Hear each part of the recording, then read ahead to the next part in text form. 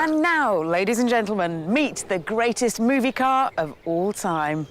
Even by the standards of Hollywood, this Aston Martin DB5 is incredibly special. As driven by James Bond in the 1960s, today it's the star of one of the most talked about motoring events of the year as it goes up for sale at a glamorous London auction. The bid here.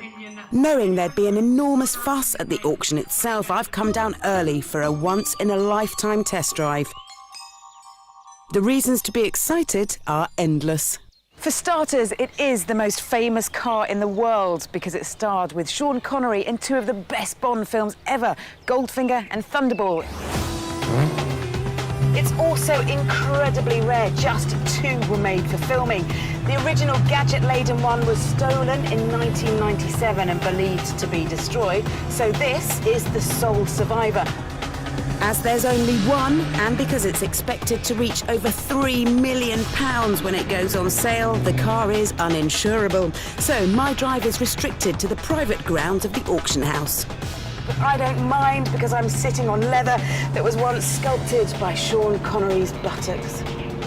This car hasn't been seen much in the last few decades. In 1969, it was bought by American collector Jerry Lee, and although he showed it off for a little while, it was then withdrawn from public view. Until now. And we've been really missing out. Not only is it one of a kind, it also drives wonderfully. The steering wheel may be wooden, but it's got more feel to it than many modern power-assisted systems. And the car's heavy weight does make it heave a bit round the bends, even at these low speeds. So Bond would have had his work cut out when in hot pursuit, but he would have been able to feel everything, which a keen driver like himself would have appreciated.